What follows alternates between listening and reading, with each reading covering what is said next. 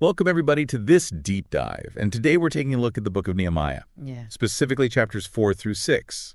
You submitted these chapters because you're looking for some insights into overcoming opposition and injustice. That's right. And I have a feeling we're going to uncover some really some great strategies today. We're talking external enemies. Oh, yeah. Internal conflicts, even a little bit of cloak and dagger intrigue. You know, it's ancient history. Yeah. But with some surprisingly relevant lessons, I think, for today. So today, I think so too.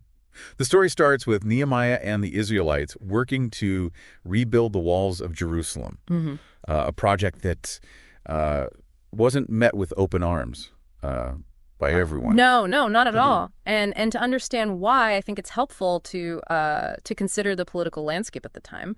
Jerusalem was under the control of the Persian Empire. Right. And some Persian officials, like Sanballat and Tobiah, saw this wall as a direct threat to their authority. It's interesting how quickly their opposition turns personal. Yeah. In Nehemiah 4.2, Sanballat and his crew literally mock the Israelites, saying, "What are those feeble Jews doing?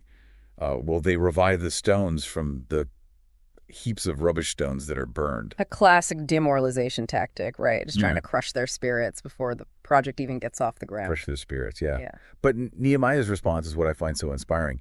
He doesn't just pray for strength and guidance, although he does that. Yeah, he does. He also takes action. He does, yeah. He organizes a defense system, splitting the workforce. So half the people are building while the other half stand guard, armed and ready. So ready for anything? Ready for anything, yeah, absolutely. It speaks to this idea that faith without works is dead. Yeah. Nehemiah understands that divine support doesn't negate the need for strategic planning and action. Right. Like it's almost like a both hand. It is. You need both. Yeah. It's like starting a business today. You need a great idea, but you also need a solid plan to protect it from competitors. Yeah, vision and strategy. Vision and strategy go hand in hand. They go hand in hand, totally. Absolutely. Nehemiah's leadership wasn't just about physical defense, though. No. He also had to confront challenges from within the Israelite community itself. That's right. As we get into chapter 5, we see a lot of economic hardship and exploitation happening. Yes. People are losing their land, even their children, because crushing gets. Yeah. This is where we see Nehemiah's commitment to justice really come to the forefront. He's furious when he learns that wealthy lenders are charging just exorbitant interest rates. Yeah. Essentially trapping people in a cycle of debt. And he doesn't just stand by and watch this happen. Oh, no, he doesn't. He confronts those in power, saying, "You are exacting usury," each from his brother. Yeah. It's a powerful reminder that true leadership encompasses not only strength and strategy, but also a deep concern for the well-being of everyone in the community. Yeah. He understands that a strong society isn't just about physical structures. It's about social and economic justice. You know, rebuilding the wall means nothing if the people within it are being exploited and oppressed. It makes you wonder how often we, in our own lives, settle for surface-level solutions without addressing the deeper issues of inequality and injustice. Well, that's a question worth pondering for sure. It's easy to get caught up in the day-to-day challenges and lose sight of the bigger picture, I think. Yeah, the bigger picture, for sure. But Nehemiah's example reminds us that true leadership requires a holistic approach. I agree. It's about building a society that is strong and secure from the outside. Yes. It's also just and equitable on the inside. Absolutely. And that kind of leadership takes courage. Yes, it does. Especially when it means confronting those in power and challenging the status quo. Absolutely. And speaking of challenges, things are about to get even more complicated for Nehemiah. Oh, yeah. As we move into chapter 6, the opposition takes a turn towards the cunning and deceptive. It's almost like something out of a spy novel. You know, it's really quite a little cloak and dagger. Cloak and dagger. Yeah, exactly. Now, instead of outright attacks, Sanballat and Geshem try to lure Nehemiah away from Jerusalem under false pretenses, sending him messages, suggesting they talk things over. Right. But Nehemiah sees right through their charade. Yeah, he does. He recognizes that this is just another attempt to sabotage the work, maybe even put him in danger. Absolutely. And his response, "I am doing a great work and cannot come down," showcases a remarkable level of discernment. Yes, it does. So you're saying discernment was key to Nehemiah's success. I do think so, yeah. How can we develop that kind of awareness in our own lives? That's a great question, and one we'll explore more deeply as we continue this deep dive. Yeah. But in essence, I think discernment is about recognizing when something seems off. Okay. Even if it's presented in a friendly or seemingly harmless way, Right. it's about stepping back, considering the motives behind the message, The motives. and not being swayed by appearances or flattery. It's almost about trusting our gut instinct. Yes. That inner voice that whispers, proceed with caution. Precisely. Yeah. It's a skill that takes time and practice to develop. Right. But it's absolutely essential, I think, for anyone navigating a world full of distractions and potential pitfalls. Especially today when we're bombarded with information from all sides. Oh, yeah. It can be so easy to get pulled in different directions. Absolutely. And that's why I think Nehemiah's story is so relevant. Yeah. It reminds us that even in the face of intense pressure and opposition, we can stay focused on our goals and make wise decisions if we cultivate that sense of discernment. So we've seen Nehemiah face external opposition, navigate internal conflict, and resist deceptive tactics. Seems like he's constantly being challenged. He is, and yet he doesn't give up. Doesn't give up. He perseveres, driven by this deep staff of purpose and a commitment to something greater than himself. Which brings us to one of the most inspiring aspects of this story. Yeah. The fact that despite all these obstacles, the wall gets built. It does. And not just built, but completed in a record 52 days. Talk about a testament to the power of resilience. I know, absolutely. Nehemiah's story reminds us that even when things seem impossible, even when we're facing opposition from all sides, we can still achieve great things if we stay focused, persevere, and trust in our vision. It's a powerful message of hope, a reminder that we're capable of much more than we often give ourselves credit for. Oh. Absolutely. And it begs the question, what walls are we building in our own lives? That's right. What obstacles are we facing? Yeah. And what lessons from Nehemiah can we apply to overcome those challenges and achieve our own goals? Great questions. We'll take a short break, and when we come back, we'll dive deeper into the strategies Nehemiah used to build resilience and persevere in the face of adversity. You know, Nehemiah's story isn't just about that physical wall. Right. It's about the internal walls we build within ourselves. Okay. Those foundations of resilience that help us weather life's storms. That's such an interesting perspective. So we're talking about inner strength. Yeah. That ability to withstand pressure and bounce back from setbacks. Exactly. Think about everything Nehemiah faced. Yeah. External threats, internal conflicts. Right. Even attempts to discredit his character. Oh, wow. He was under constant pressure. Yeah. Yet he never seems to lose his cool or give in to despair. It's like he had this unwavering sense of self-belief. Yeah. A deep inner reservoir of strength that just kept him grounded. And that's something we can all cultivate, I think. Regardless of our backgrounds or beliefs. It starts with self-awareness. Self-awareness. With understanding our own strengths and weaknesses. Recognizing our triggers and learning how to manage them. So instead of reacting impulsively when things get tough, right, we pause. Yeah. We assess the situation, and we make conscious choices about how to respond. Precisely. Just like Nehemiah recognized those attempts to lure him away as traps. Right. We can develop that emotional intelligence, that ability to see through manipulation and stay true to our purpose. And I imagine having a strong support system is crucial too. Yeah, oh, absolutely. Nehemiah wasn't trying to do it all alone. Yeah. He had a team of people who believed in him. Yes. Who worked alongside him, who had his back when things got tough. Absolutely. We all need those people in our lives. Yeah. People we can trust, who will encourage us, challenge us, and help us stay grounded when we feel like we're losing our footing. It's about building those relationships. Yeah. Nurturing those connections, knowing that we don't have to face our challenges alone. And it's also about taking care of ourselves. Okay. Physically, mentally, emotionally. Yeah. Making sure we're getting enough rest, eating healthy, managing stress. All of that contributes to our overall resilience.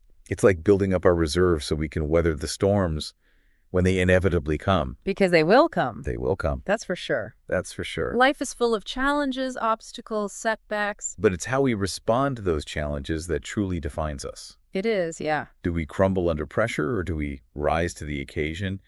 Do we let fear paralyze us, or do we find the courage to keep moving forward? Nehemiah's story teaches us that we have the power to choose the latter. Yeah. We can choose to be resilient, to overcome adversity, to build those walls of strength both internally and externally. And in doing so, we not only achieve our own goals, Right. but we also inspire others to do the same. Yes. We create a ripple effect of positive change that extends far beyond ourselves. Now, beyond resilience, another striking aspect of Nehemiah's leadership is his unwavering commitment to justice. Yeah. Yeah. It would have been easy for him to simply focus on rebuilding the wall and say, look, I have enough on my plate dealing with external enemies and internal conflicts. I can't worry about social justice right now. But he doesn't do that. He doesn't. He recognizes that true security, true strength, comes from creating a just and equitable society. So he understands that a wall is meaningless Yeah. if the people within it are being exploited and oppressed. Exactly. So he takes a stand Okay. against the economic injustice happening within the Israelite community. Wow. He confronts the wealthy lenders, Mhm. calls out their greed, Yeah. and demands that they stop taking advantage of the poor. And he doesn't just talk the talk. No. He walks the walk, He- setting an example by refusing to take any personal gain from his position as governor. That's right. He lives simply, Yeah. shares his resources with those in need, Mm. and puts the welfare of the community above his own self-interest. His actions are a powerful lesson for us today, Yeah. especially in a world where greed and self-interest often seem to be the driving forces. Absolutely. He reminds us that we have a responsibility to look out for one another, to speak out against injustice, and to work towards a more equitable world. And it's not just about grand gestures or sweeping social reforms. No, it's not. It's about the small, everyday choices we make. That's right. How we treat the people around us, Mhm. how we spend our money, how we use our voices. Every action, no matter how small, Every action. can make a difference. And collectively, those small actions Solid. can add up to create real, lasting change. Yeah. Nehemiah's story shows us that building a better world starts with each of us. It starts with having the courage to stand up for what's right, to challenge the status quo, to fight for justice and equality for all. And to never lose sight of the fact that we are all connected, Right. that our well-being is intertwined, Right. and that when one of us suffers, we all suffer. Nehemiah understood that. He did. And his example continues to inspire us today to build those walls of resilience, to fight for justice, and to create a world where everyone can thrive. As we wrap up this part of our deep dive, let's take a moment to reflect. Okay. What resonated with you most about Nehemiah's story? Mm-hmm. What insights or challenges did you glean from his leadership? Good questions. And how can you apply those lessons to your own life, Mm-hmm. to your own wall-building endeavors? What personal walls are you building? Okay. What injustices do you see that you can speak out against? Take some time to ponder those questions. Those are great questions. And when we come back, we'll explore how these ancient lessons from Nehemiah can help us navigate the complexities of our modern world and empower us to build a better future. Nehemiah's story is such a powerful example of leadership and resilience. It is. But I keep thinking about how his actions resonate with the challenges we face in the 21st century. I think his story offers a blueprint, really, Okay. for navigating those complexities, no matter what the context. A blueprint for building resilience. I like that. Yeah. Let's break down some key takeaways from Nehemiah's approach that we can apply to our own lives today. Sounds good. Okay. Well, at the forefront, I think, is his unwavering faith. Okay. Throughout the story, Nehemiah turns to God for guidance and strength, Right. recognizing that he isn't in this alone. Right. He's not doing it on his own. He's not doing it on his own, no. And that's something we can all do, Okay. regardless of our individual beliefs. It's about tapping into something bigger than ourselves. Yeah. Something that gives us a sense of purpose. That sense of purpose. Yeah, whether it's faith in a higher power or a deep commitment to a cause, that sense of purpose fuels our resilience, and it helps us stay focused. When we're facing difficulty. It acts almost as an inner compass. Yes. To guide us through challenging times. I like that. Yeah. An inner compass. And speaking of challenges, Nehemiah also demonstrates the importance of preparation. He doesn't just pray for protection. He takes practical steps, organizing workers, setting up a watch, making sure everyone is prepared for potential attacks. So he is proactively Yes. taking steps to mitigate risks and prepare for contingencies. Yes. Rather than just hoping for the best. Absolutely. And that's a crucial lesson for us as well. Whether it's a personal challenge, a professional setback, or even, a global crisis, being prepared, having a plan. And in that plan. Can make all the difference. So it's about being both prayerful and practical. Yes. Trusting in something greater. Yeah. While also taking responsibility for our actions. Exactly. Another key takeaway, I think, is Nehemiah's his focus on building unity within the community. Within the community. He understands that division and discord are just as dangerous as any external enemy. Wow. So it's not just about building physical walls. It's also about fostering connections. Yes. And creating a shared sense of purpose. Absolutely. And it begins with addressing internal conflicts, resolving disputes fairly, fostering an environment of respect and understanding. That requires a lot of self-awareness. It does. Doesn't it?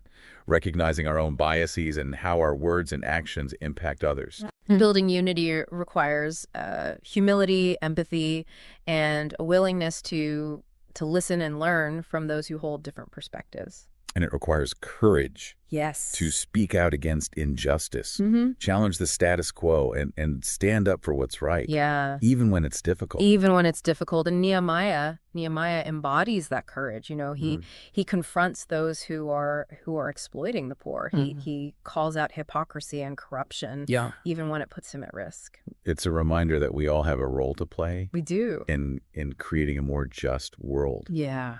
Silence in the face of injustice can be a form of complicity. It can.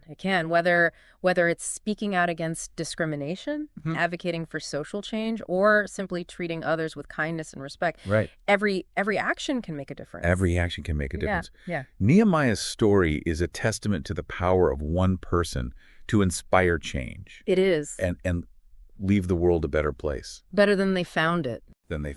His story resonates, I think, because it speaks to those universal values of resilience, leadership, and justice. Right. That are relevant across time and place. Yeah. As we conclude this deep dive, let's carry these values with us, using them as a guide to navigate the complexities of our lives. Right. And make a positive impact. Yeah. Though these events occurred centuries ago. Yeah.